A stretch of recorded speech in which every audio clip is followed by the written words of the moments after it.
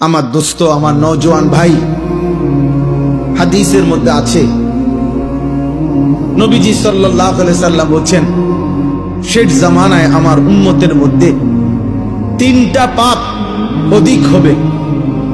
এক নাম্বার হলো নর্তকী, মানে মহিলা গায়িকা, গান বাদ্য বেড়ে যাবে। দুই নাম্বার হলো জিনা ব্যভিচার বেড়ে যাবে। তিন নাম্বার হলো শরাব, মদ পান বেড়ে যাবে। নারী, নেশা, গান বাদ্য, এই তিন জিনিস এক খতিয়ানের। তাইলে এখানে আল্লাহ তাআলা বললেন, নবী সাল্লাল্লাহু আলাইহি সাল্লাম বললেন, আশ্চর্য ভয়ঙ্কর কথা ভাই, ছেলেরা তোমগরে ধমক দিবারও কেউ নাই বাপ। আহা, বদনসিব অনেক। 365 দিনে এমন অনেক ছেলে আছো যে কোনোদিন খোদার একটা বছরে ফজরের নামাজ পড়ো নাই, কিন্তু আপন মাও কোনোদিন ডাকে নাই, বাবাও ডাকে। অপমন্দ, দুর্ভাগা, বদনসিব, তুমি দুর্ভাগা। মা তোমাকে ভুলে গেছে, বাপ তোমাকে ভুলে গেছে, এই দেশ তোমাকে ভুলে গেছে, এই জাতি তোমাকে ভুলে গেছে। সবাই মিলে তোমারে বলছে, যা তোরে ছেড়ে দিলাম, তুই আল্লাহর নাফরমানির পথে থাক। নারী দেখ, ছবি দেখ, উলঙ্গ দৃশ্য দেখ, রাতভর মোবাইল দেখিস, যতক্ষণ সজাগ থাক, দেখ, ছবি দেখ। উলঙ্গ ছবি দেখতে দেখতে শরীর নাপাক করে ফেল, হারাম বীর্যপাত করতে করতে শরীর শেষ করে দে। তোর চুল তোর মতো, তোর চেহারা তোর মতো, তোর রাত কাটবে তোর মতো, তোর দিন কাটবে তোর মতো। আয় নাফরমান, তোমার কি একবারও এটা মনে পড়লো না যে কি আমি এমন দুর্ভাগা কেমনে হইলাম? আমার এই দিয়ে আমার মা বাপও কিন্তু আল্লাহর দিকে ডাকে না। হ্যাঁ, আমার একটা বছর পার হয়ে গেল, আমি একদিনও 5 ওয়াক্ত নামাজ পড়লাম না। মুসলমানের ঘরে আমি এমন হাইওয়ান কেমনে হলাম? আমার এটা খুব চিন্তা লাগে, মানে কিভাবে সম্ভব?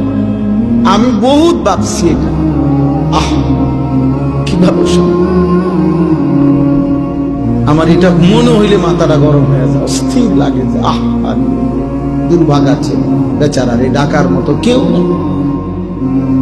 তার মা তারে বলে বইয়া বইয়া অপেক্ষা করতে আছে, তারা বিদেশ যাবি কোন দিন, পয়সা কামাবি কোন দিন, কামে লাগবি কোন দিন, দোকানদারি করবি কোন দিন, বাইক বিল্ডিং করবো, তোর জেডায় জমি বেচবো, রাস্তার লগে 10 শতক জমি কিনবো তোর টাকা দিয়া, দোতলা বিল্ডিং করবো এদের টাকা দিয়ে, আর চা দোয়ানে গপ মারিব খাকায়। আল্লাহর রহমতে আমার দোয়ায় তে বিদেশে একটা ভালো লাইন করছে আল্লাহর রহমতে।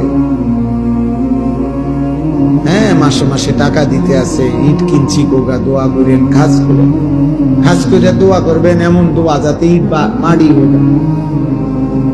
আগে তো ইটে ছিল, এখন খাস দোয়ায় মাটি হয়ে যাবে, রড যাতে বালু হয়ে যায়, এমন দোয়া করবে, খাস দোয়া। তোমার জন্য এই অপেক্ষায় আছে। নাই তো মা তোমারে ডাকে না কেন, বাবা তোমারে ফিরায় না কেন? তোমার আল্লাহ নাই, তোমার কোনো বানানেওয়ালা নাই।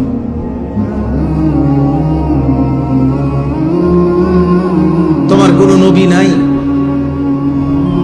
তোমার নবী তো তিনি যিনি 23 বছর টানা আমাদের জন্য কেঁদেছেন।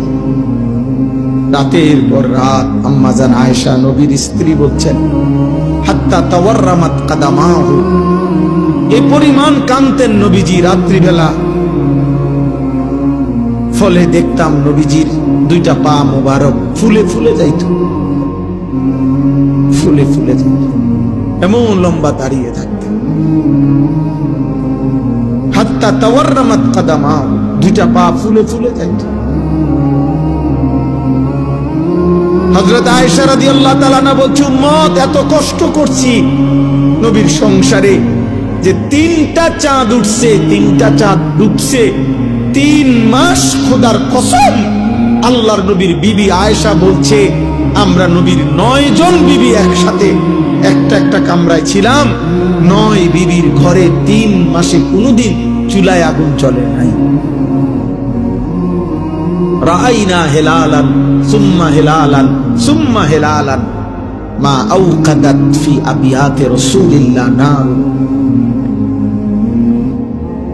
3 মাস। আম্মা জান আয়েশা বলে একদিনও কোন বিবি ফি আবিয়াত বহু বচন, মানে কোন বিবির ঘরে চুলায় আগুন চলে, রান্না করা কোনো খাবার খাইতে পারে না। এই আমার সেই নবী, যে নবী তায়েফের ময়দানে এত রক্ত ঝরিয়েছেন, রক্তে তার পবিত্র পা মুবারক জুতার সাথে লাইগা।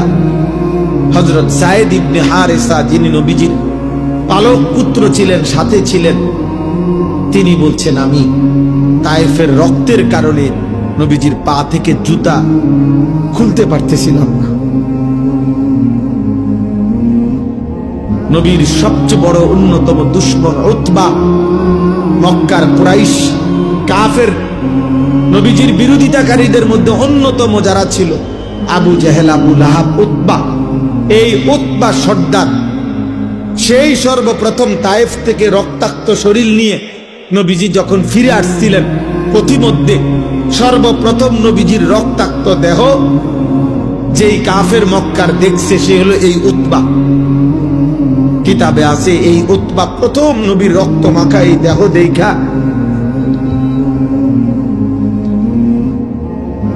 এইগুলা একবার একটা ফালতু হয়েছে, বড় বিরক্তি।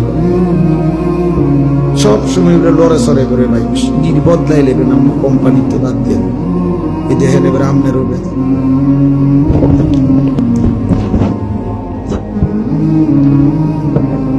থাকে না, ঠিক থাকে কম। এই উতবা মক্কার কুরাইশ, সে প্রথম নবীজির রক্ত মাখা দেহ দেখে, উর্দু কিতাবে আমরা পড়ছি, এত রক্ত ধরতেছিল নবীজির দেহ মুবারক থেকে, অথচ নবীজি আজকে 11 বছর মক্কায় ইসলাম প্রচার করতেছিলেন। 11 বছর পরে গেছেন তায়েফ। 11 বছরে এরা বিরোধিতা করছে নবীর, কিন্তু উতবা এই কিতাবে লিখছে, উতবা চিৎকার করে কাইন্দা দিছে, আর চোখের পানি ফেলে উতবা বলছে, তায়েফবাসী এটা কি করলি আমার ভাতিজা, এত রক্ত কেমনে ঝরাইলি? গত 11 বছর তো আমরা আমাদের ভাতিজার বিরোধিতা করি, ঠিক আছে, কিন্তু কোনদিন তো তার দেহ থেকে এত রক্ত ঝরাইনি, কেমনে পারলি? এক কাফের কলিজায় ব্যথা লাগছে। সেই নবী আমাদের নবী, অথচ একদিনও তার কথা মনে পড়ে না। দিনের পর দিন তোমরা চুল কাটতেছ বেঈমানের মতো। আহ, কোন সে বেঈমান, যে বেঈমানের নাম ঠিকানাও তো তুমি জানো? ছেলেরা বলো, যাদের মতো তোমরা চুল কাটো, এই বেঈমানের নাম বলতে পারো? একে তো সে বেঈমান, মুশরিকের চুল, দ্বিতীয়ত তার তো কোনো নাম ঠিকানাও নাই, হয়তো তার বংশেরও ঠিক নাই। আহ,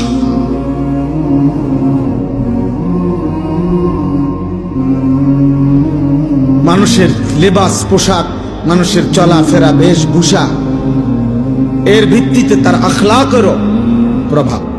আরবিতে বলে আল আইনু মিরআতুল কলব, অন্তরের আয়না মানুষের চোখ। মানুষের বাহ্যিক বেশভূষা মানুষের দিলের হালাতও প্রমাণ করে। বাহ্যিক বেশভূষায় তা প্রমাণ করে তার অন্তরে কি আছে, অন্তরে কি আছে। আমি তো এটাই বললাম, চুল তোমার মুশরিকের মতো, লোকে বুঝবে, আখলাক তোমার জুনায়েদ বাগদাদির মতো, ঠিক না? কথা বলে না? লেবাস পোশাক তোমার মুশরিকের মতো, আর মানুষ ভাববে তোমার চাল চলন চরিত্র হইলেও বাইজিদ বোস্তামির মতো, নাকি? মানুষ বুঝে না, মানুষ বুঝে না বাপ। দিবানিশি তোমার এই মোবাইল নিয়ে অস্থিরতা, এর পরিণতি কি বা তুমি কি করো লোকেরা বোঝে না। হয়তো তোমার এই বিশ্রী চুল দেখা, তোমার এই সন্ত্রাসী মার্কা চেহারা দেখা, গাদ্দারের মতো চেহারা দেখা এই সমাজ হয়তো ভয় পায় তোমারে, হয়তো তোমারে কেউ কিছু বলে না। আরে অভিশপ্ত তোর মা তোরে কিছু বলে না, তোর বাপ তোরে বলে না, কিন্তু কারো কলিজার ভিতরে তোমার প্রতি এক বিন্দু সম্মান নাই। সবাই তোমাকে ঘৃণা করে, ঘৃণা করে, ঘৃণা করে। বেনামাজিকে এই সমাজ ঘৃণা করে, বেহায়াকে এই সমাজ ঘৃণা করে, নারীর পিছনে যে হাঁটে তাকে মানুষ ঘৃণা করে, উলঙ্গ ছবি আর অস্থির দৃশ্য যে দেখে মানুষ তাকে ঘৃণা করে। আল্লাহর নবী বলছে, উম্মত অন্ধকারের গুনাহ, রাতের গুনাহ, একাকিত্বের গুনাহ যদিও তুমি ভেবেছো কেউ দেখে নাই, রব্বে কাবার কসম নবী বলছে আল্লাহ তো দেখছে, আর আল্লাহ তোমার চেহারায় দিনের আলোতে তা ফুটায়। এই জন্য মানুষ দেখলেই বুঝে, কিরে চেহারা এরম বসকাই গেছে কা, তোর যে দেখতে বোঝা যায় ফুটটা খোরের মতো। ঘটনা কি তা? কোনায় চলস, কি করস রে, কিতারে? অথচ সে কিন্তু দেখে নাই তোমার একাকিত্বের গুনাহ, তোমার একাকিত্বের গুনাহ। তুমি হয়তো রাত জেগে দরজা বন্ধ করে হারাম ছবি দেখেছ, কিন্তু ঠিক এই চেহারার মধ্যে গুনার চিহ্ন বেশি।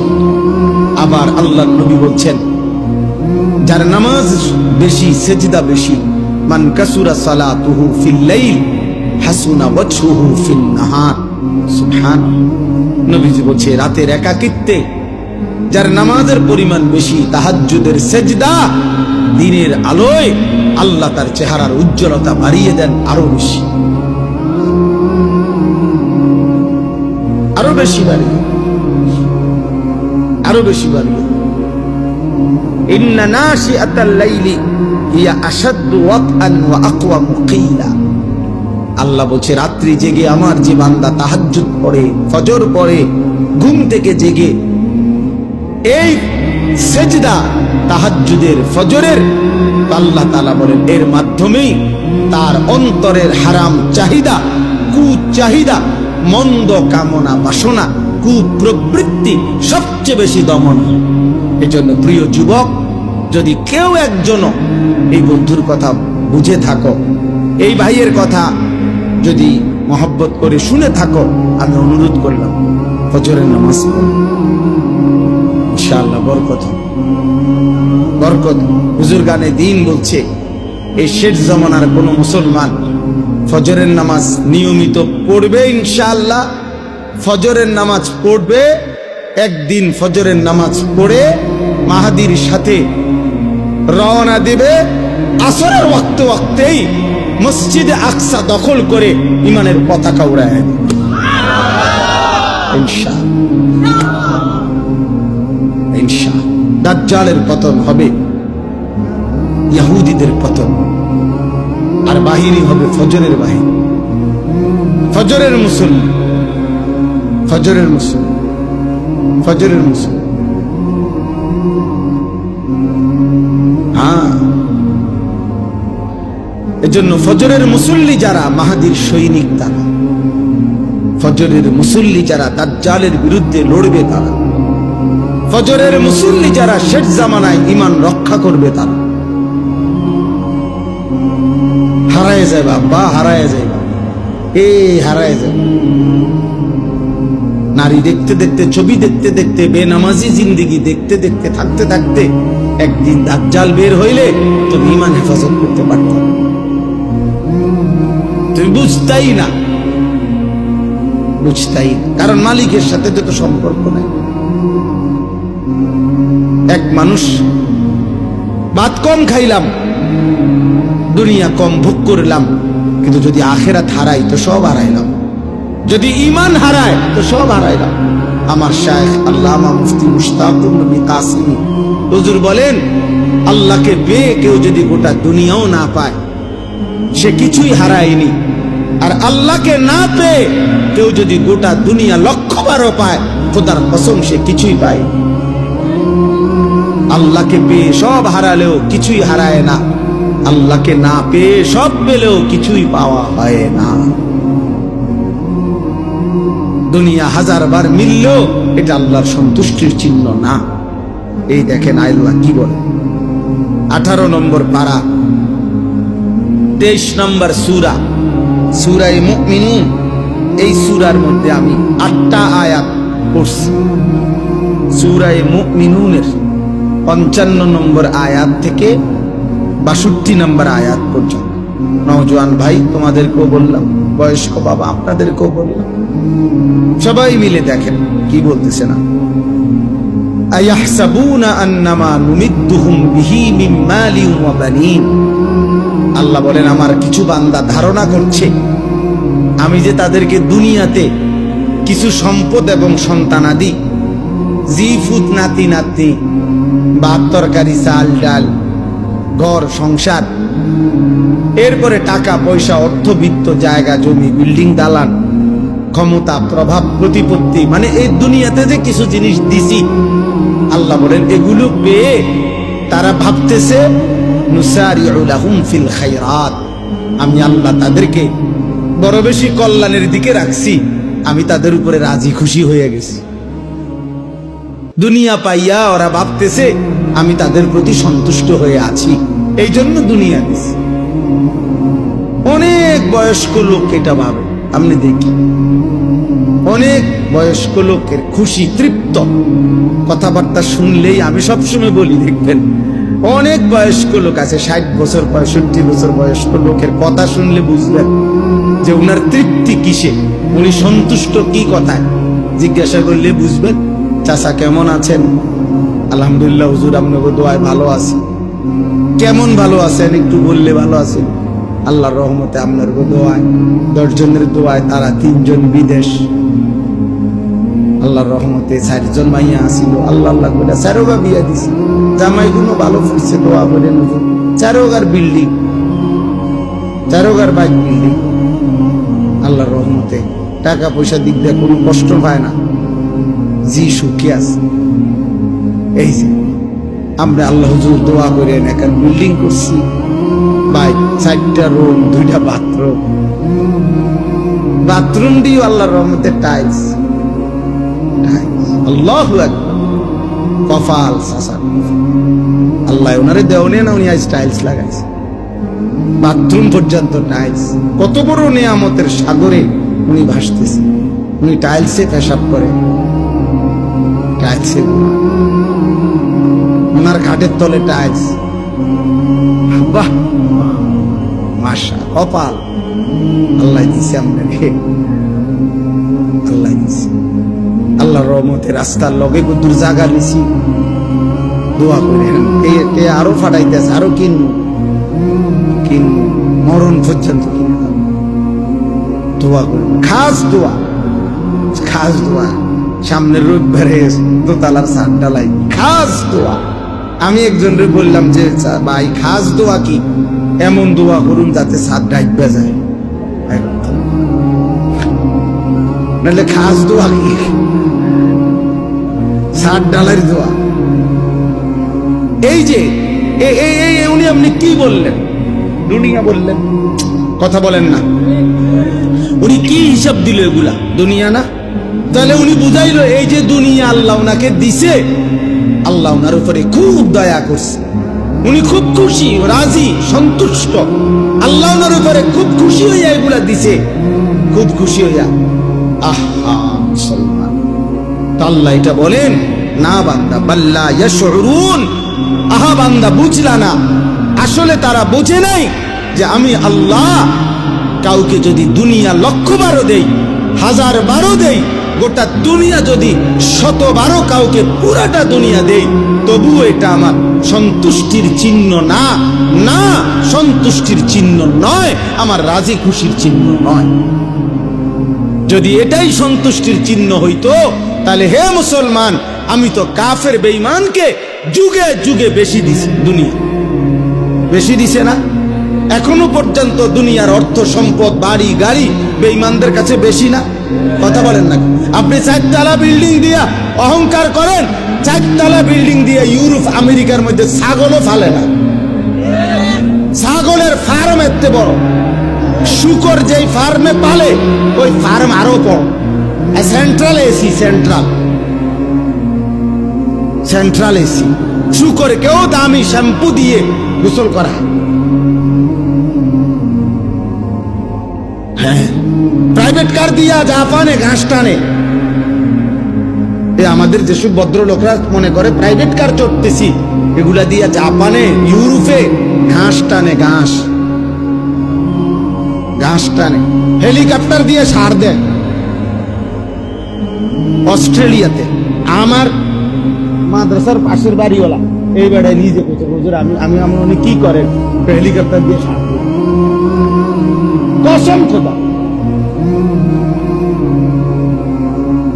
হেলিকপ্টার দিয়ে কি দেয়? সার দেয় বেড়া, খেতে সার দেয়। এত বড় ক্ষেতের ফসল প্রজেক্ট যে হেলিকপ্টার দিয়ে কি দেয়? সার দেয়। তো কি হইল দুনিয়া? আমরা হেলিকপ্টার দিয়ে সার দিব কোন দিন? কথা বলে না। আমাগো রাস্তা যে সকাল বিকেল ভাঙ্গে যায়।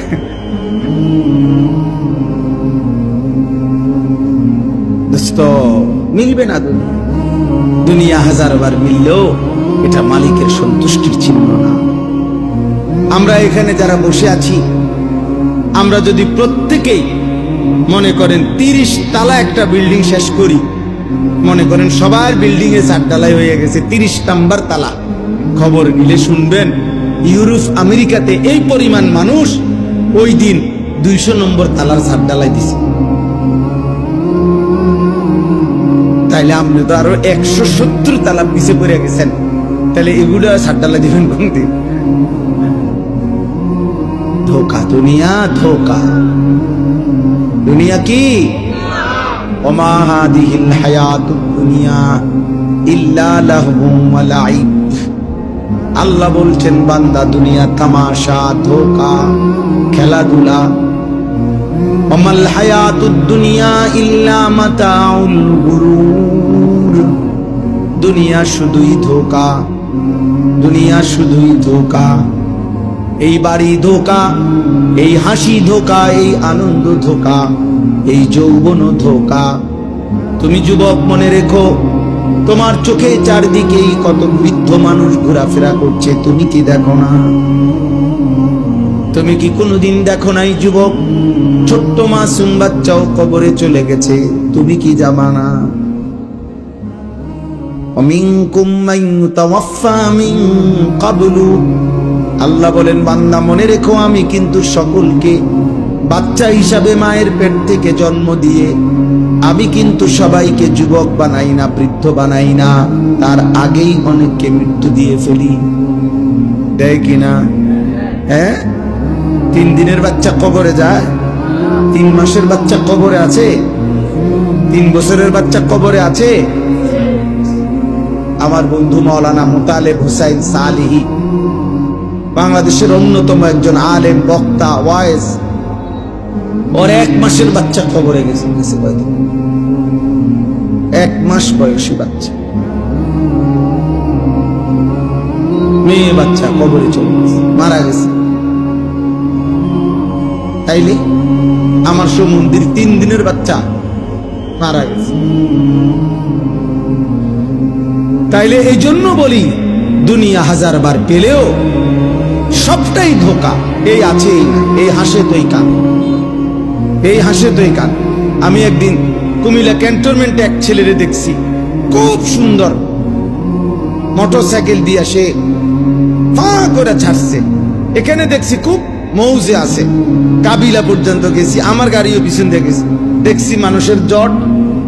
দাঁড়াই, এই দাঁড়া দিয়ে খবর দেখি এই ছেলেটাই আপনার কভার্ড ভ্যানের মধ্যে এমন জোরে বাড়ি দিছে, এই পাওটা আলগা হয়ে গেছে। আমার চোখে দেখছি। আমি সিলেট আমার এক মাহফিলে এরকম আমারে আরো আগে মোটরসাইকেল দিয়ে নিতে গিয়ে ছেলে 2 মোটর দাঁড়াই, যারা নিতে আসছে ওদের একজনের মোটরসাইকেলে ধাক্কা লাগে আরেকজন পইরা 2টা দাঁত জায়গাত পড়ে গেছে।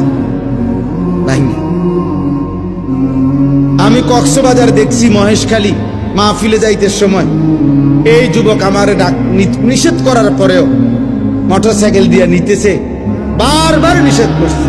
এর মধ্যে একটা ছেলে এই স্লিপ খাইয়া রাস্তার সাইডে পড়ে গেছে কোনোভাবে।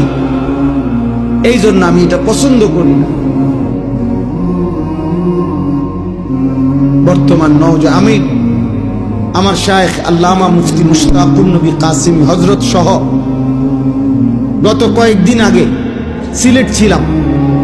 একসাথে দুপুরবেলা আমরা একটা মোটরসাইকেলের শোরুম উদ্বোধন করছিলাম।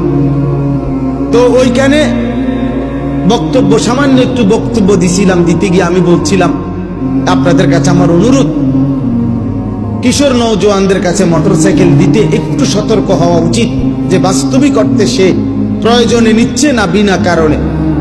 কারণ কিশোর নওজোয়ান ছেলেদের বর্তমানে এই মোটরসাইকেল এই অস্বাভাবিক দ্রুত গতির চলার কারণে প্রতিনিয়ত ওরা অ্যাক্সিডেন্ট হচ্ছে।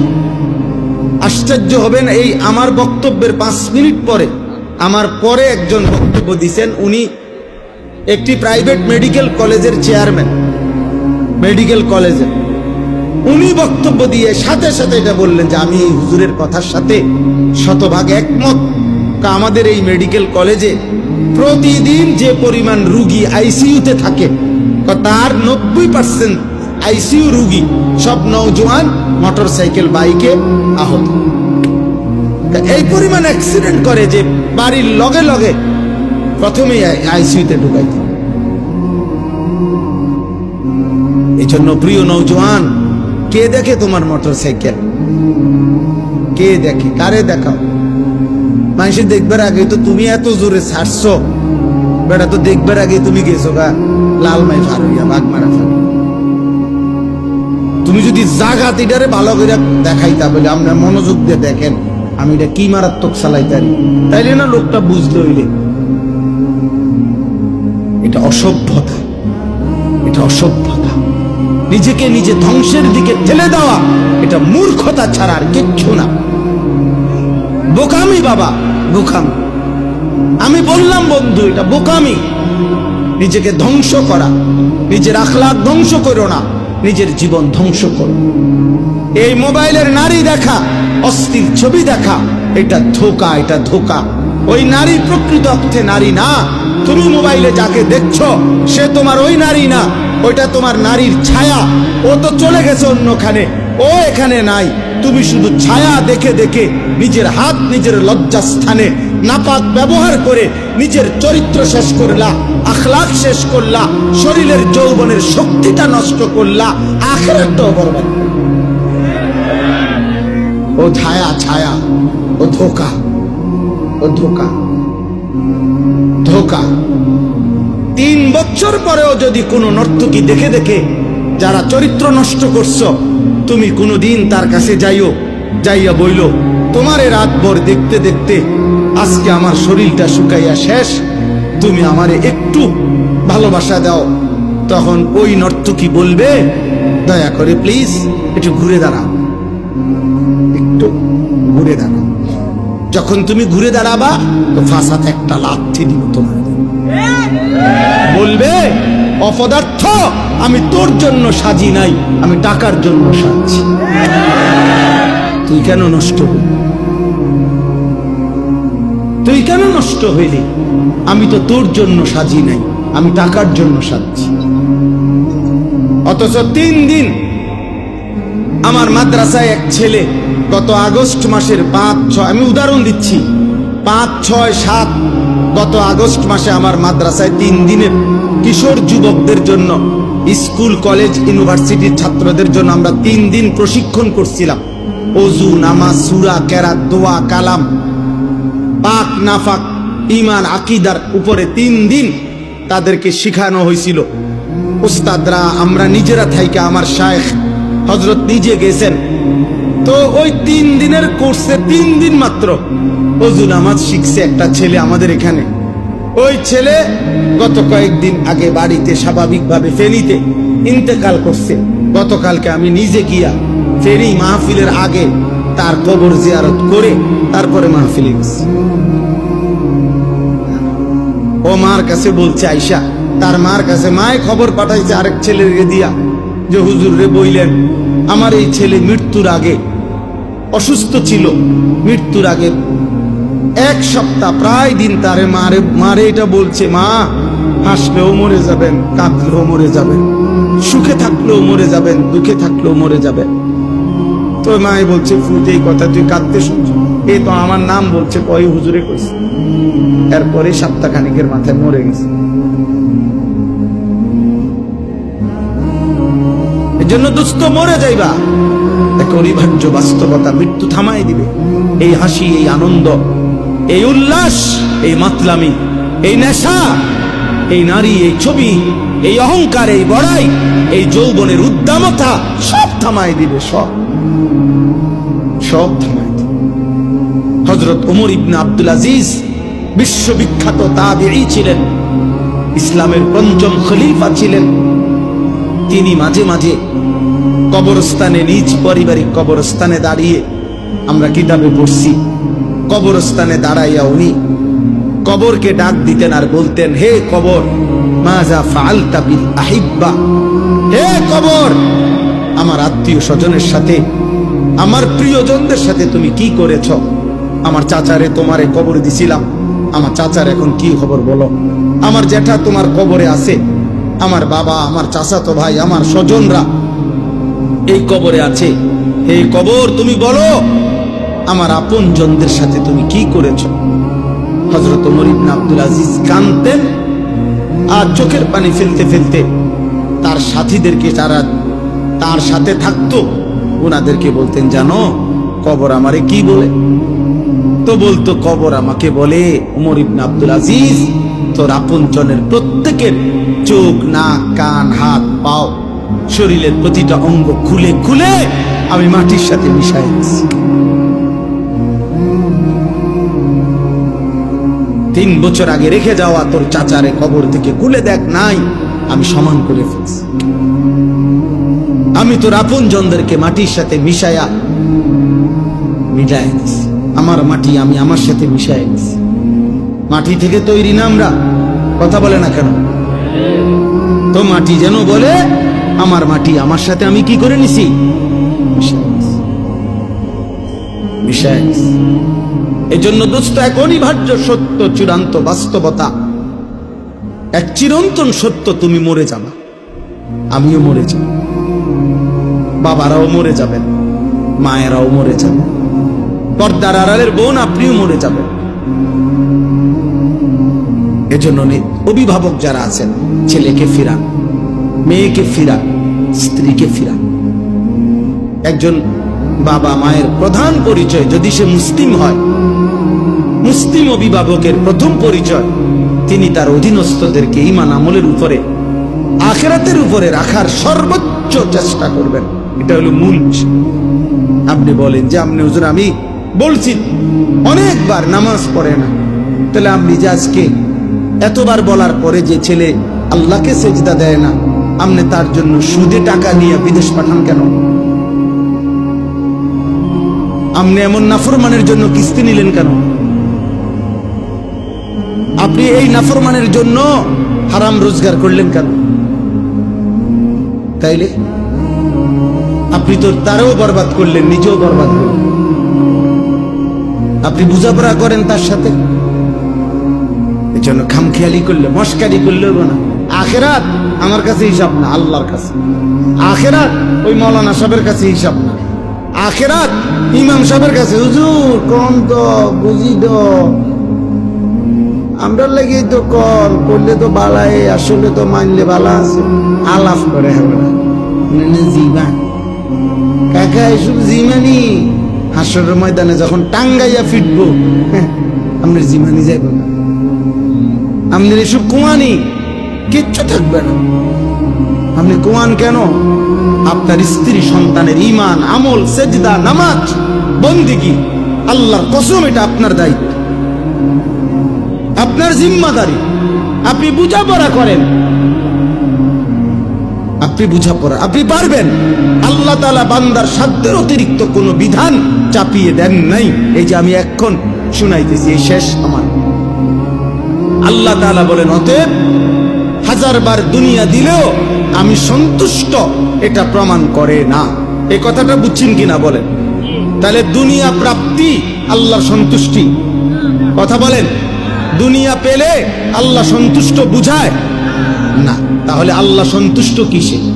আল্লাহ বলেন, আমি বলছি শুনেন, ইন্নাল্লাযীনা হুম মিন খাশিয়াতি রাব্বিহিম মুশফিকুন।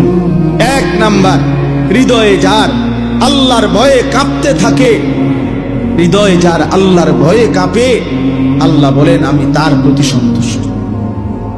তাহলে এক নাম্বার, হৃদয়ে যার কার ভয়? আল্লাহ। আল্লাহ, আমার আল্লাহর সামনে আমাকে যাইতে হবে। ওয়া আম্মা মান খাফা মাকামা রাব্বিহি ওয়া নাহান নাফসা আনিল হাওয়া ফাইন্নাল জান্নাতা হিয়াল মাওয়া। আল্লাহ বলেন আল্লাহর সামনে দাঁড়াইতে হবে, এই ভয় যে করে, গুনাহ ছেড়ে দেয়, নিশ্চিত জান্নাত তার ঠিকানা। আল্লাহ কোরআনে বলেন, ওয়ালিমান খাফা মাকামা রাব্বিহি জান্নাতান, যে আমি আল্লাহকে ভয় করে, আমার ভয় যার কলিজায় থাকে, আমি আল্লাহ ওয়াদা দিলাম তারে আমি 2টা জান্নাত দেব। তার মানে তারে আমি দ্বিগুণ নিয়ামত দেব, দ্বিগুণ জান্নাত দেব।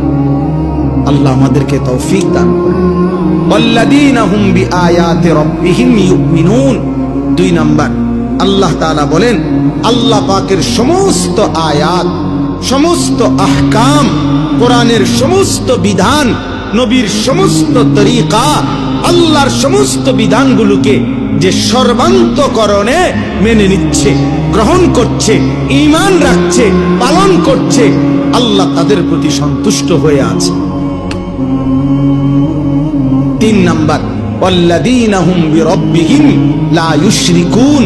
কোন অবস্থাতেই যারা আল্লাহর সাথে শিরিক করে না, এক বিন্দু, তাদের প্রতি আল্লাহ সন্তুষ্ট হয়ে আছে। 4 নাম্বার, ওয়াল্লাযীনা ইউতুনা মা আতাউ।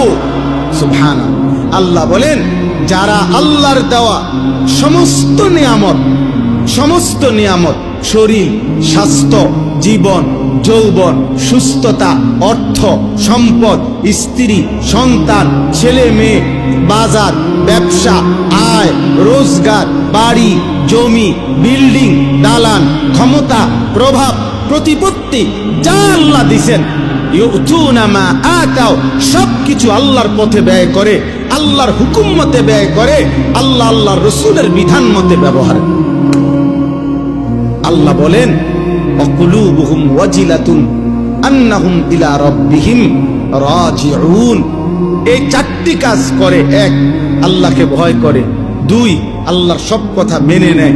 3, আল্লাহর সাথে শিরিক করে না। 4, আল্লাহর দেওয়া সব নিয়ামত আল্লাহর হুকুম মতেই ব্যবহার করে, ব্যয় করে। আল্লাহ বলেন এই 4টা ঠিক ঠিক মতো করেও ওয়াকুলুবুহুম ওয়াজিলাতুন আন্নাহুম ইলা রাব্বিহিম রাজিউন, অন্তরে অন্তরে আবার অহংকার করে না, বরং এই ভয়ে ভয়ে থাকে যে হায় আমাকে তো আল্লাহর সামনে ফিরতে হবে, হাসরের ময়দানে দাঁড়াইতে হবে, মিজানের পাল্লায় আমার আমল ওজন হবে, আমল নামা দেওয়া হবে, ফুলসিরাত পার হইতে হবে। হায় আমার জানি কি হয়, আমি পারবো কিনা, আমার নেকি বাড়বে কিনা, আমল নামা ডান হাতে দিবে কিনা, ফুলসিরাত পার হইতে পারবো কিনা, এই ভয়ে ভয়ে যে জীবন কাটায়, উলাইকা ইউসারিউনা ফিল খায়রাত ওয়া হুম লাহা সাবিকুন। আল্লাহ বলে তারাই কল্যাণের পথে দ্রুত গতিতে এগিয়ে যাচ্ছে এবং জান্নাতের পথে পৌঁছেই গেছে। তারা যেন জান্নাতের দুয়ারে ঢুকে গেছে, এবার ফেরেশতা দরজা খুললেই জান্নাত। শেষ কথা হলো ওয়ালা নুকাল্লিফু নাফসান ইল্লা বুসআহা।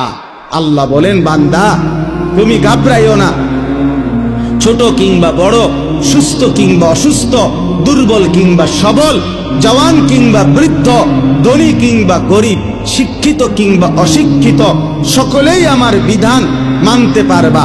কেন? ওয়ালা নুকাল্লিফু নাফসান ইল্লা বুসআহা। কাউকেই আমি আল্লাহ তার সাধ্যের অতিরিক্ত কোনো বিধান চাপিয়ে দেই,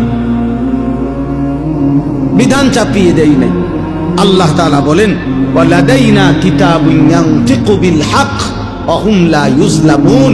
তাইলে 1 নাম্বার হলো সাধ্যের অতিরিক্ত কোনো বিধান আমি আল্লাহ দেই নাই। 2 নাম্বার, কেউ ফাঁকি দিবারও কোনো সুযোগ নাই। প্রত্যেকের আমলনামা আমি আল্লাহর পক্ষ থেকে আমার ফেরেশতারা লিপিবদ্ধ করছে। ওই আমলনামায় কিয়ামতের দিন তোমার জন্য কথা বলবে, তোমার নেকিও শোনাবে, তোমার গুনাহও শোনাবে। একটা নেকিও কম হবে না, একটা গুনাহ বেশি হবে না। অতএব বান্দা, তুমি তোমার আমলনামা হিসাবেই হাসরের ময়দানে প্রতিদান পাবে, হয় জান্নাত নয় জাহান্নাম। তোমার জিন্দেগি, তোমার আমল, তোমার রাত, তোমার দিন, তোমার সকাল, তোমার দুপুর দিয়েই তোমার আখেরাত তুমি সাথে। অতএব আমার শেষ কথা, প্রিয় কিশোর নওজোয়ান, আমি অনুরোধ করছি দোস্ত, হযরত মাওলানা কষ্ট করে এসেছেন, মেহেরবানি করে আল্লাহর ওয়াস্তে এমন একটা সুন্দর পরিবেশ নষ্ট করো না বাবা। দয়া করে অনুরোধ করছি, আমি অনুরোধ করছি, উঠাউঠি হুড়াহুড়ি করো না, কেউ হুড়াহুড়ি করো না, কাউরে, আমারেও না, কাউরে কষ্ট দিও না। দয়া করে মুসাফা করার জন্য ঠেলাঠেলি ধাক্কা ধাক্কি করলে হবে না। আমি মুসাফা করব না কারোর সাথে, কোনোভাবেই না। আমি অনুরোধ করছি, সবাই মিলে মহব্বতের সাথে বসে আল্লাহর কথা শুনতে থাকেন। আর কিশোর নওজোয়ান ভাই, আমার আবারও অনুরোধ করছি, তুমি যদি আমার কোনো উপকারে না আসো, এই দেশ, এই জাতি, এই পৃথিবী, এই জগৎ, এই সংসারের কোনো কল্যাণে যদি তুমি নাই আসো, কিছু যদি না করো, নিজের ক্ষতি করো। তু আগার মেরা নিহি বনতা না বন আপনা তো বন, নিজের ভালো করো। এই গুনাহ তোমারে শেষ করে দিল। এই নারী, ছবি, এই গান, বাদ্য, এই অশ্লীলতা, এই জিনা, ব্যভিচার, মদ, জুয়া, এই অসৎ বন্ধুদের আড্ডা, হারাম মেয়ের সম্পর্ক তোমারে শেষ করে দিল। অতএব দয়া করে ইনসাফ করো নিজের উপরে, নিজের আখলাক, নিজের চরিত্র হেফাজত করো, আখেরাতের ফিকির করো। দুনিয়াও তোমারে স্মরণ করবে, আখেরাতে মহান আল্লাহও জান্নাত দিয়ে দেবে। আল্লাহ আমাদেরকে তৌফিক দেন। আজকের এই মুবারক মাহফিল আল্লাহ কবুল করেন। আমিন। সুবহানাল্লাহি ওয়া বিহামদিহি।